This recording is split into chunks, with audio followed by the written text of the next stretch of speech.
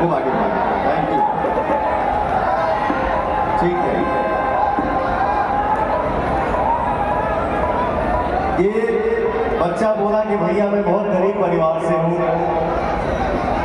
अरे नहीं, अरे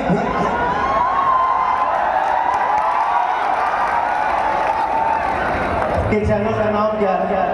अर्न्स आर्टिस्ट 2025।